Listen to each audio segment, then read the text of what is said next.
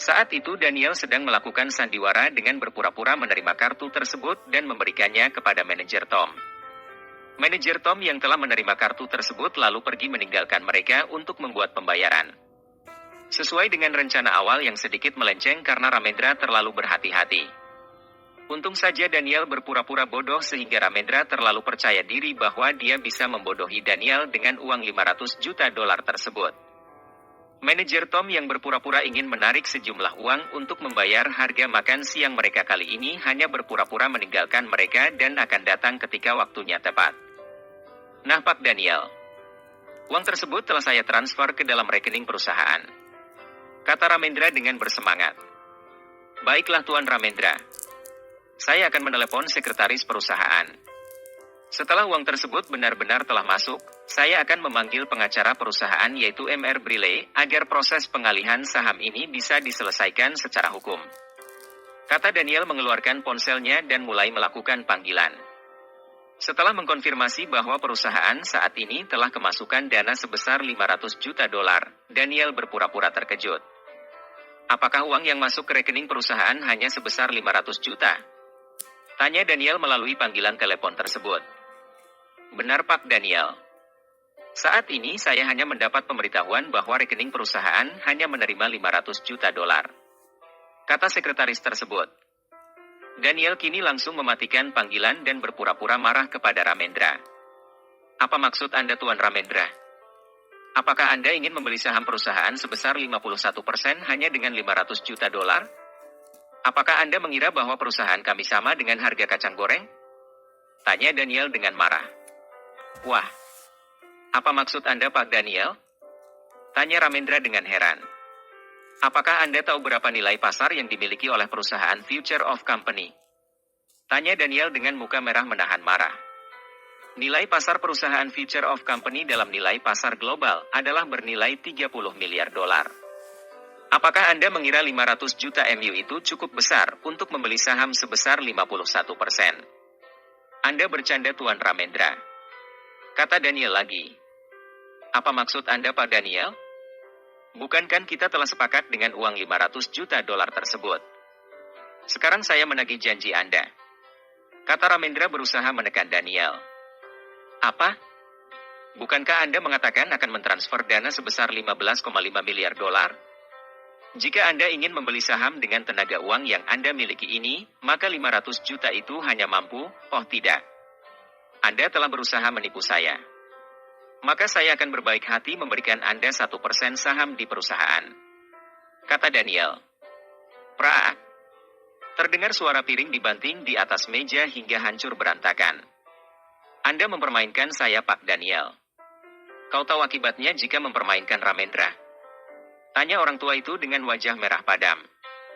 Anda mengancam saya Tuan Ramendra. Lalu apakah Anda akan mengkeroyok saya bersama dengan anak buah Anda lalu membuang mayatku ke dalam sungai Metro City?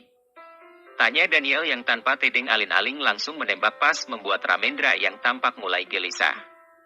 Oh ya, tadi Anda mengatakan bahwa dengan pengalaman yang Anda miliki, Anda menganggap bisa menahodai perusahaan Future of Company yang memiliki nilai pasar sebesar 30 miliar hanya dengan 500 juta Anda itu? Apakah Anda sehat, Tuan Ramendra? Lalu pengalaman apa yang Anda maksud? Apalah Anda adalah seorang spesialis yang hanya bisa membodohi orang lain? Berharap dengan uang yang sedikit lalu ingin menguasai perusahaan sebesar Future of Company hanya dengan modal pengalaman dan uang sampah Anda itu? Tanya Daniel lagi dengan sangat galak. Kau Daniel. Aku akan menuntut MU dengan tuduhan telah melakukan penipuan terhadapku. Ancam Ramendra sambil memegang dadanya yang mendadak sesak. Aku menipu MU Tuan. Jika aku telah menipu MU, maka aku ingin bertanya apakah Anda memasukkan uang tersebut ke salam rekeningku? Jika Anda ingin menuntut, maka tuntutlah Future of Company yang memiliki badan hukum terbaik di negara ini. Kata Daniel. Saat ini kelicikan sedang bertarung melawan kelicikan juga. Mungkin Ramendra terlalu menganggap remeh kepada anak muda yang berada di depannya saat ini. Mungkin juga dia terlalu percaya diri dengan segudang pengalaman yang dia miliki tanpa dia sadari bahwa anak muda yang berada di hadapannya ini adalah mahasiswa terbaik dan terpelajar di Golden University. Kesalahan pertama telah dia lakukan dalam hidupnya. Dia tidak bisa lagi menarik uang yang telah masuk ke dalam rekening perusahaan. Sistem transaksi yang Anda lakukan terlalu kolot, Tuan Ramendra. Anda lupa bahwa saya adalah anak muda masa kini. Salahnya terletak pada diri Anda yang tidak mau berinovasi dan merevolusi diri Anda mengikuti perkembangan zaman. Kata Daniel sambil mencibir. Aku akui kau memang sangat licik, Daniel. Namun aku tidak akan berhenti. Aku akan menuntut kau dan perusahaan Future of Company di pengadilan. Kata Ramendra sambil bangkit berdiri. Baru saja Ramendra akan pergi meninggalkan kursinya, tiba-tiba manajer Tom tergopoh-gopoh berlari menghampiri meja di mana tadi mereka makan. Tuan Ramendra, maafkan jika saya mengatakan bahwa kartu ban milik Anda ini palsu. Kata manajer Tom dengan nafas terengah-engah. Apa maksud Anda, manajer? Sejak kapan aku memiliki kartu bank yang palsu? Tanya Ramendra yang hampir saja naik pitam. Kartu ini. Bukankah Anda yang telah memberikan kartu ini kepada Pak Daniel untuk diberikan kepada saya bagi membayar tagihan kalian berdua di restoran ini? Tanya manajer Tom dengan ekspresi wajah keheranan. Wah, Anda benar-benar sangat buruk sekali, Tuan Ramendra. Awalnya Anda ingin mengelabui saya dengan uang 500 juta dolar Anda agar saya menyerahkan saham perusahaan sebesar 51% kepada Anda. Kini Anda juga dengan tidak tahu malu telah memberikan kartu palsu kepada saya. Buruk sekali Anda ini, Tuan Ramendra. Kata Daniel dengan senyum mencibir. Kau, bangsat kau, Daniel. Kau telah bermain api dengan Ramendra. Kartu itu adalah milik MU sendiri. Aku bisa membuktikannya bahwa kau telah menjatuhkan kartu itu dan aku membantu MU untuk mengambilkan kartu tersebut dan menyerahkannya kepada MU. Manajer, apakah restoran MU ini ada CCTV-nya? Tanya Ramendra kepada manajer Tom. Wah, apakah Anda menghina restoran besar dan mahal ini, Tuan?